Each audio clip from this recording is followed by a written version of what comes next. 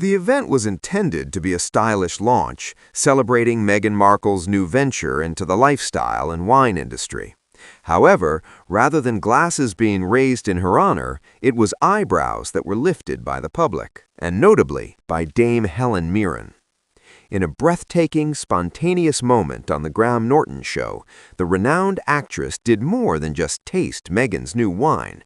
She dismantled it with sharp wit and British grace that had the audience roaring with laughter, while reportedly leaving Meghan fuming. According to insiders, what began as light-hearted teasing swiftly evolved into a harsh critique of the Duchess's latest effort to exhibit sophistication and style, and it didn't end well for her. Dame Helen, always candid, poured herself a generous serving of Meghan's widely publicized as-ever wine. After taking an exaggerated sip, she turned to Graham Norton and remarked with wit, "I've had cough syrup that offers more complexity."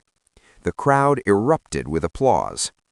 What ensued was a sophisticated analysis of the gap between celebrity branding and actual quality. Mirren, celebrated for her commanding presence and numerous award-winning performances over the years, emphasized that no amount of glamour could conceal what she called a bland, uninspired product fueled by PR rather than substance. The response was more than just laughter. It felt like vindication. For months, critics have raised doubts about the authenticity of Meghan's lifestyle projects, questioning everything from her faux farm aesthetic photo shoots to meticulously curated behind-the-scenes moments. However, a live critique by an actress as esteemed as Mirren had a particularly significant impact. There was no script, no Netflix team to smooth over awkward pauses, and no palace walls to protect her. It was unfiltered and genuine. And what did Meghan say? Absolutely nothing. Sources close to her team reveal that she was caught off guard and furious, expecting the show to be a gentle promotional appearance rather than a comedic roast. Insiders say her team had even prepared polite thank you posts for social media, but those never made it public. In response, her PR team has switched to damage control efforts, attempting to refocus the story on empowerment and female entrepreneurship. However, it hasn't been successful. The public is not convinced in a literal or figurative sense. Sales of as-ever wine reportedly fell sharply after the episode aired, with social media users ridiculing everything from the bottle design to the tasting notes that had described the wine as bold, thoughtful, and unapologetically refined.